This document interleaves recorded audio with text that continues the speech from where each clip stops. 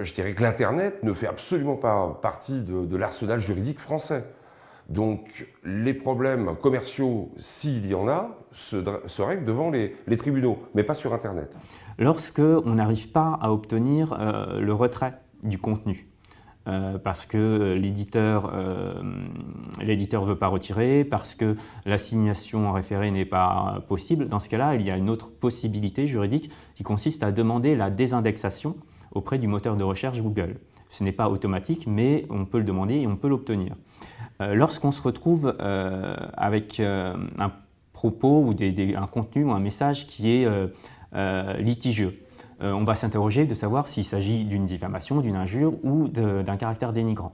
Si on s'interroge, si on détermine qu'il s'agit d'une diffamation ou d'une injure, dans ces cas-là, on est limité par le délai actuellement de 3 mois à compter de la mise en ligne. C'est un sujet d'actualité en ce moment, notamment par rapport au vote de la loi qui est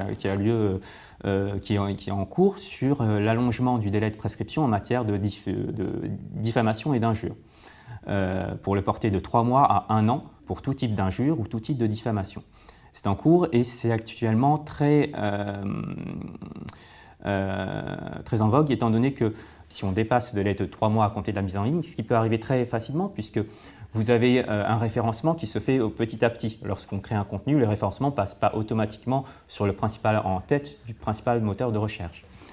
Donc il nous reste comme argument juridique les classiques voies de droit qui sont l'article 1382 du Code civil qui est bien connu, qui consiste à dire ce propos ou ce contenu porte atteinte à l'image de mon client, porte atteinte à la réputation de mon client ou constitue un dénigrement.